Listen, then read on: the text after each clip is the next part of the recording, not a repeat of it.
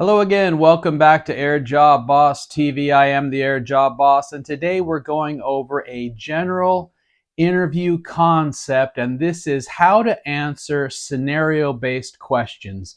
Some airlines will ask you scenario-based questions. For example, you're on a flight, it's between Denver and Los Angeles. The weather in Los Angeles is VMC condition and no alternate is required. Halfway through the flight, you find that the weather has changed in Los Angeles. It's now IMC, very near minimums, and now you would technically need a legal alternate, and your fuel is on board only for reserve 45 minutes, no alternate fuel. What do you do? Now, these scenarios vary. Obviously, they have a number of these scenarios, and they're going to give you one or two or three of them. And what they're really looking for is your ability to make judgments. Now, here's some few tips that I want you to understand about these and how to go about answering them and thinking about them. Number one is you are not going to get this 100% correct. In some scenarios, there is no good answer. There is just a best course of action. So some of these scenarios are purposely set up to be really difficult, so there is no good answer.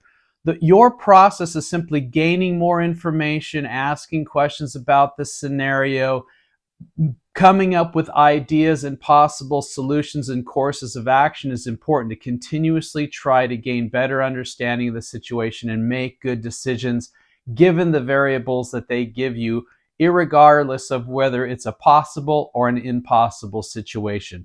So if you're answering this question and you think that things aren't going well, you're probably right. You're not going to get this 100% right because they're not looking for a correct answer. They're looking for a correct process, an analytical thought process, a problem-solving process where you're collaborative, you're using CRM skills, and you're determining threats and mitigating those errors that threats could make by mitigating solutions. Now, here we want to go over this.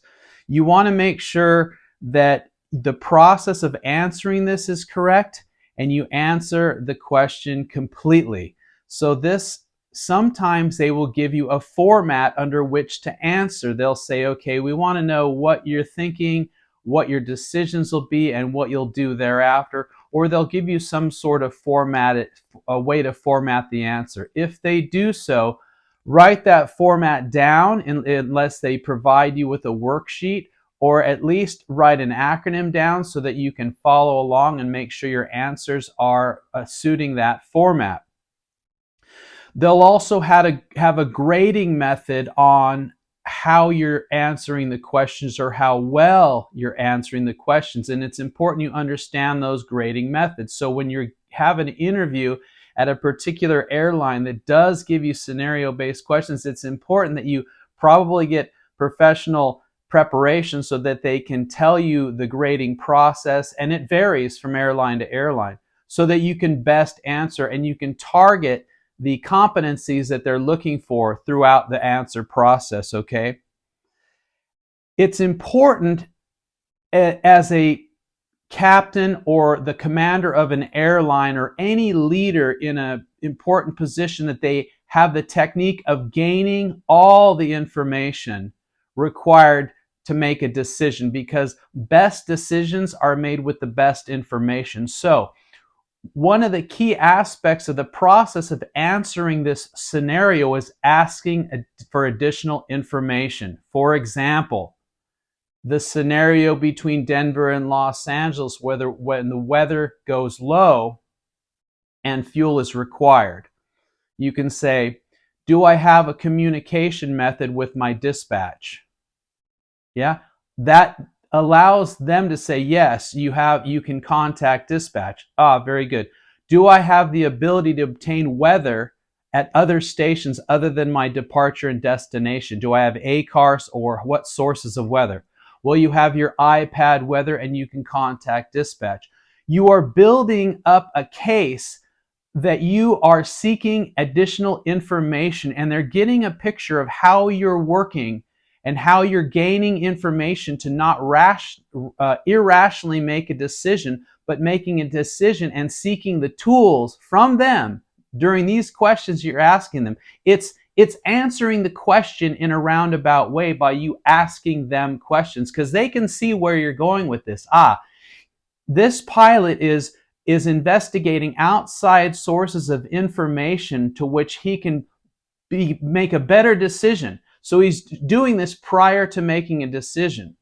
The converse would say, well, I would just simply try to get another alternate. And then they'd be like, okay, which one? Where? What's the weather? What are alternate requirements? So you don't want to lead yourself down to making a quick answer. You want to demonstrate that you're using CRM through the thought process and asking them more questions about the scenario prior to formulating an answer. That's very important. Then, as they're giving you this information, you might write down points that are interesting to you or thoughts that you have in formulating an answer. This shows that you are planning. You're actually stockpiling bits of information, details, and possible courses of action and evaluating those, but keeping them on a set piece of paper, collecting information so that you can later look at it and review a course of action. So take notes, write down the elements, and organize the answer. This will make you look very thoughtful, and indeed will be thoughtful and more organized. Throughout the entire process of then giving your answer, you have to focus on crew resource management, which is the technique of asking or soliciting information from all sources available. That is, your first officer, the flight attendants if necessary, physician doctors on board the aircraft, physician on call, dispatch, ATC, the local airport operations frequency if you have that, and if that's something. Collecting all, and then of course referencing your document material that the company provides you in your manuals, aircraft operation manual, flight crew operation manual, company policy manual. That is actually one of the aspects of crew resource management, accessing documentation, referencing the written material. Because nowadays there's so much written material that a captain is required to have access to, it's not possible to memorize it.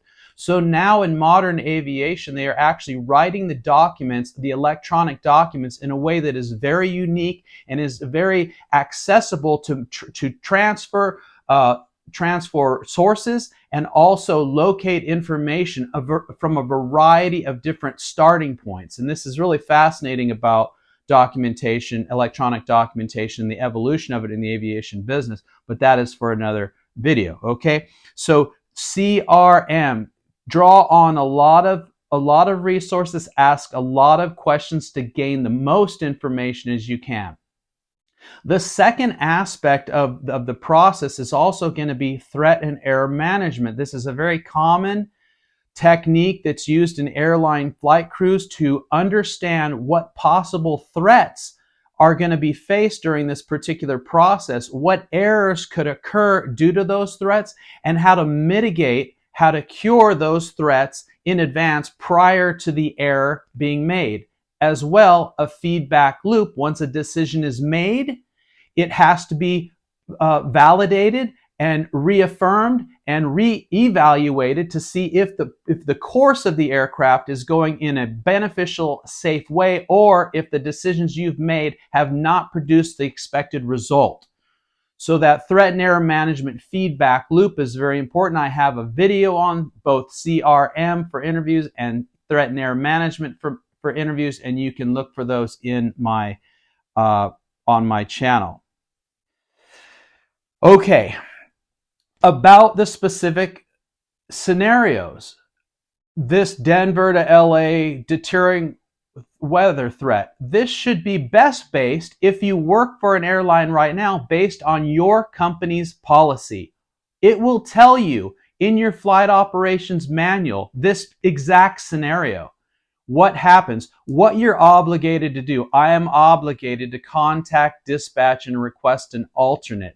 I am required to check the weather at that alternate and verify that it is a valid alternate. I'm required to check the fuel requirements to fly to that alternate. Now, the answer might be is you need to make what's called a technical stop. You need to land prior to Los Angeles and put on the requisite fuel, because they might tell you in the scenario, you don't have enough fuel to select an appropriate alternate. What are you going to do now? The answer is I'm going to have to descend and land and get the requisite fuel so that I could refile the flight forward and make sure I have adequate fuel for reserve, holding, and alternate. Yeah? That's why asking that information is important. How much fuel do I have on board at landing? 45 minutes. Where is the nearest airport that fits my alternate requirements? And they might say, we don't know. How would you find that out? And that's a good conversation to have. This is how I would find it out.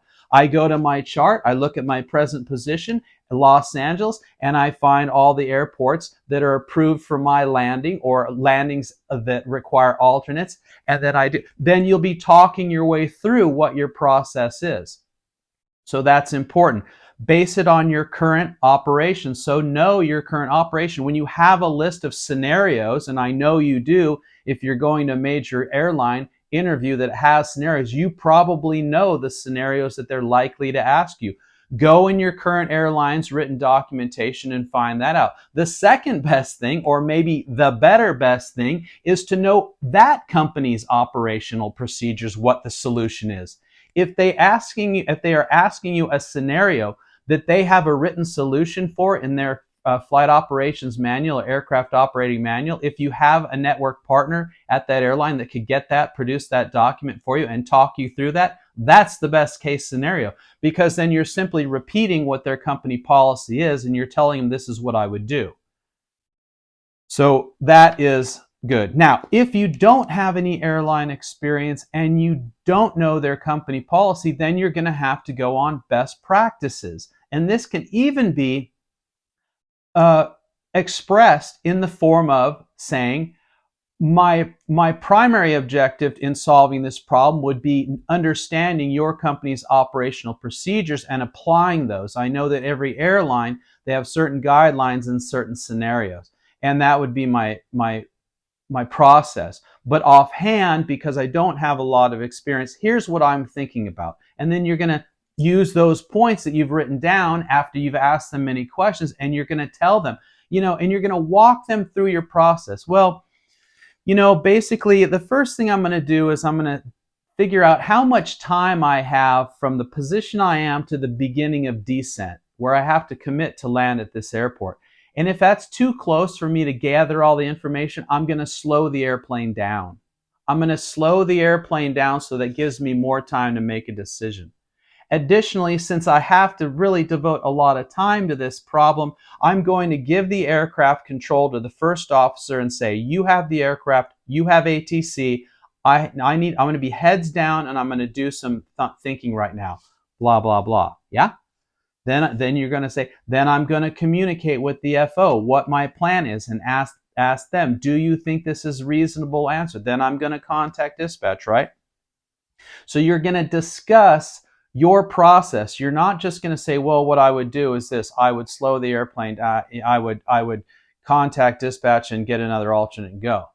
The more you can talk about your thought processes, the better off you are, especially if your thought processes are valid and show and demonstrate rather core competencies: analytical thinking, the gathering of knowledge, decision making, situational awareness, task and time management, right? You want to demonstrate those in the way you think. The scenario-based questions are really dynamic in the way that you can answer them, and they find out a lot about you. Okay, they're looking for core competencies when you're asking these questions. Now, I have a video on core competencies of pilots, and you should review that video so that you understand that all the questions are based on these. Use of CRM, use of threat and error management, your base of knowledge of your current operation, your judgment, your decision-making skills, your analytical thinking, communication, collaboration with other people. Write the answer down in advance if you have reference material. If you know what these questions are going to be, Take the time and write them down before you ever go to the interview, a week in advance. Give yourself a lot of time to think about this, especially when you're in the cockpit flying. If you're in the cockpit flying, have it written down and just put yourself in that case. There's no better time to evaluate some of these situations than when you're actually in flying, like in cruise, when there's nothing else to do, where you can look up your company's policies for this particular problem and figure out, how do I go about solving this problem right now if it was to come up, okay? Various backgrounds need various preparation. Obviously, if you come from a military background, or straight out of the service, or you're coming from a flight instructor, charter, regional airline, or other major airline, or cargo operator, or even a foreign airline, it's going to take a lot of preparation to figure out what the target airline, your interviewing airline, really wants in your answer. Now, like I said, there's core competencies, but you need to formulate these and construct an answer that can demonstrate it based on where you're coming from, that makes sense from your experience level. You can best do this by achieving getting one-on-one interview preparation. I do that at airjobboss.com. You can check out the link below and see what my services are. Anyway, I know this is a long one, but this is a very important one. In the future, I will go over very specific scenarios that are asked, and I will then make a mock answer for it to give you a demonstration of what an answer might look like. Okay. Thank you so much for joining me today. I look forward to seeing you on our next video.